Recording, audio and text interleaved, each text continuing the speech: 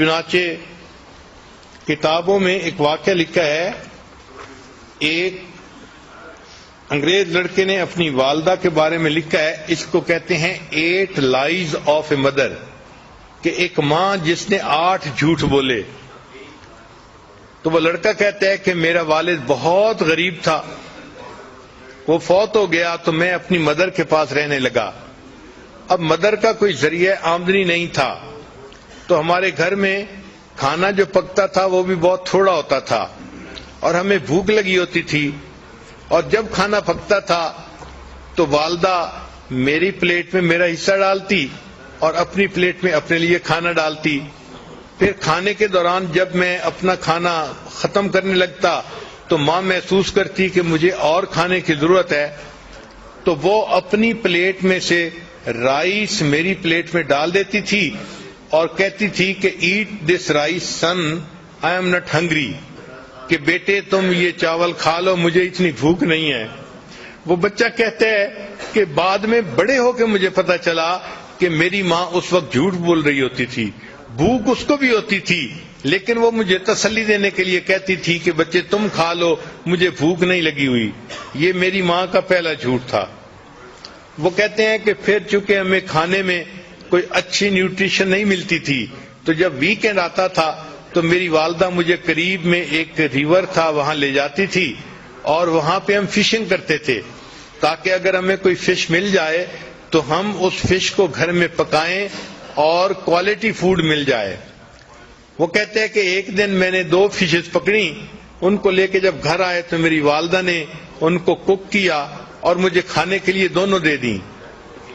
وہ کہنے لگا کہ میں بیٹھ کے والدہ کے ساتھ فش کا کباب کھانے لگ گیا، اور چونکہ فش 2 تھیں اور زیادہ سارے کباب تھے تو میں اس طرح سے کھا رہا تھا کہ جو فش کی بون تھی ان کے ساتھ بھی کچھ میٹ لگا ہوا تھا. تو میں کھا کے رکھتا جا رہا تھا. میری والدہ آ کے میرے پاس بیٹھ گئیں اور اس نے وہ جو بونز تھیں وہ اٹھا کے ان کے ساتھ جو میٹ تھا وہ کھانا شروع کر دیا. تو کہنے لگا کہ میں نے فیل کیا کہ والدہ بھی کباب کھانا چاہتی ہیں. تو میں نے کہا امی کو کہ امی آپ بھی کباب کھا لو. تو میری ماں نے کہا کہ نہیں بیٹا، fish eat this fish son because I don't like it. میں فش کھانا اتنا پسند نہیں کرتی، تم فش کا کباب کھا لو. اور یہ میری ماں کا دوسرا جھوٹ تھا. حالانکہ فش اسے پسند تھی اور وہ بچے ہوئے اس کی جو ہے نا میٹ کو بون سے کھا رہی تھی. پھر وہ کہتے ہیں کہ میں بڑا ہوا، اسکول گیا. پھر ایک دن آیا کہ میری والدہ مجھے امتحان کے لیے لے کر گئی. میں کمرے کے اندر امتحان دینے میں مصروف تھا، گرمی تھی اور میری والدہ باہر بیٹھی ہوئی تھی. باہر میری والدہ نے میرے لیے ایک کولڈ ڈرنک جو ہے نا گلاس میں ارینج کیا. چنانچہ جب چھٹی کا ٹائم ہوا میں باہر نکلا تو میری والدہ نے مجھے وہ ٹھنڈا گلاس شربت کا پیش کیا. تو میں نے اسے کہا کہ امی آپ پی لو. تو وہ مجھے کہنے لگی کہ بیٹے مجھے پیاس نہیں لگی ہوئی، تم پی لو. تو والدہ نے وہ سارا کا سارا جوس مجھے پلا دیا اور خود کچھ نہیں پیا. یہ میری والدہ کا تیسرا جھوٹ تھا. پھر کہتے ہیں کہ جب میں ذرا بڑا ہوا تو میرے اسکول کے ایکسپینسز بھی تھے، تو اب والدہ کو کوئی نہ کوئی کام کرنا تھا. تو والدہ نے کیا کیا کہ قریب میں ایک میچ فیکٹری تھی، تو وہاں سے خالی ڈبے لے کے آتی تھی اور گھر میں رات کو بیٹھ کے ان کے اندر میچز کو بھرا کرتی تھی. چنانچہ ایک رات میں نے دیکھا کہ والدہ ساری رات جو ہے وہ بیٹھ کے کام کرتی رہی کہ تاکہ اس سے کچھ پیسہ ملے اور میرا خرچہ چلے. کہتے ہیں صبح کے وقت جب میری آنکھ کھلی تو میں نے دیکھا تو میں نے امی سے کہا کہ امی آپ سو جائیں. تو ماں نے مجھے دیکھ کے کہا کہ go to sleep my dear son, I am not tired, کہ بیٹے تم سو جاؤ، میں ابھی تھکی ہوئی نہیں ہوں. یہ میری والدہ کا 5واں جھوٹ تھا. حالانکہ وہ تھکی ہوئی تھی لیکن مجھے اس نے کہا کہ میں تھکی ہوئی نہیں ہوں، تم سو جاؤ.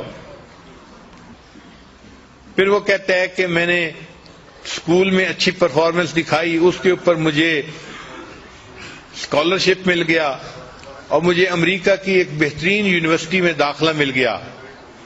تو میں اپنے گھر سے امریکہ شفٹ ہو گیا. وہ کہتے ہیں کہ جب میں پڑھنے کے لیے وہاں چلا گیا تو فون پہ میری والدہ مجھے کہتی رہتی اپنا خیال رکھنا، اپنی پڑھائی کا خیال رکھنا، یہ کرنا وہ کرنا۔ وہ کہتے ہیں کہ پڑھنے کے بعد پھر مجھے ایک جاب مل گئی تو میں نے ایک گھر بھی کرائے پہ لے لیا اور اس کے بعد پھر میں نے شادی کا بھی پروگرام بنا لیا، حتیٰ کہ میری شادی ہو گئی۔ تو میں نے اپنی والدہ کو بتایا تو والدہ نے کہا کہ بیٹا تم اپنی بیوی کو خوش رکھنا اور اپنے گھر میں خوشی سے زندگی گزارنا۔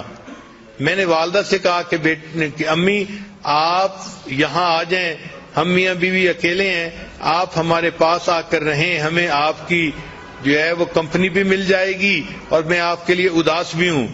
تو میری والدہ نے مجھے کہا کہ نہیں بیٹا، مجھے تو جو بڑے گھر ہوتے ہیں ان میں رہنا اچھا نہیں لگتا، میں اپنے اسی چھوٹے سے کرائے کے گھر میں زیادہ بہتر ہوں۔ یہ میری والدہ کا 7واں جھوٹ تھا جو اس نے میرے ساتھ بولا۔ پھر میرے پاس چونکہ پے اچھی تھی تو میں چاہتا تھا کہ اپنی والدہ کو ہر مہینے کچھ نہ کچھ پیسے دے دیا کروں، تو میں نے ایک مرتبہ کچھ پیسے اپنی والدہ کو بھجوائے تو میری والدہ نے وہ پیسے مجھے واپس بھجوا دیے۔ تو جب میں نے پوچھا کہ امی آپ نے پیسے واپس کیوں بھجوائے تو والدہ نے کہا کہ بیٹا میرے پاس انف منی تھی، مجھے اور پیسے کی ضرورت نہیں تھی۔ یہ میری والدہ کا جو ہے وہ 7واں جھوٹ تھا جو اس نے میرے سامنے بولا۔ پھر کچھ ایسے دن گزرے کہ والدہ نے فون میں مجھ سے رابطہ نہیں کیا تو میں بھی پریشان تھا کہ 3-4 مہینے ہو گئے والدہ سے فون پہ کبھی تسلی سے بات نہیں ہوئی۔ کہنے لگے کہ پھر ایک دن ذرا میں نے جب زیادہ فون کیا تو مجھے پتا چلا کہ میری والدہ بیمار ہیں اور ہاسپٹلائز ہیں۔ وہ کہتے جب مجھے یہ پتا چلا تو میں ٹکٹ بنوا کے فوراً اپنے گھر آ گیا۔ میں ہاسپٹل گیا، میں نے جب اپنی والدہ کو دیکھا تو میری والدہ بالکل ہڈیوں کا ڈھانچہ بن گئی تھی، اس نے بہت سارا ویٹ لوز کر لیا تھا۔ اور جب میں وہاں وارڈ کے اندر داخل ہوا تو جو نرس تھی اس نے مجھے بتایا کہ تمہاری والدہ کینسر کی مریضہ ہے، اس کو چیسٹ میں کینسر ہے اور اس کو بہت پین ہوتی ہے، تو تم اپنی والدہ کا ذرا خیال رکھنا۔ تو اس نے مجھے یہ انفارمیشن دے دی تھی۔ چنانچہ جب میں نے والدہ کو دیکھا کہ وہ اتنی کمزور ہو گئی ہیں اور اتنا ویٹ لوز کر لیا ہے تو میری آنکھوں میں سے آنسو آ گئے، میں نے رونا شروع کر دیا۔ تو والدہ نے مجھے روتے دیکھ کر کہا کہ بیٹے don't cry, I am not in pain, کہ بیٹے تم رو نہیں، مجھے کوئی درد محسوس نہیں ہو رہی۔ وہ کہتے ہیں کہ یہ 8واں جھوٹ تھا جو والدہ نے میرے سامنے بولا، اور پھر میری آنکھوں کے سامنے والدہ نے آخری ہچکی لی اور وہ فوت ہو گئی۔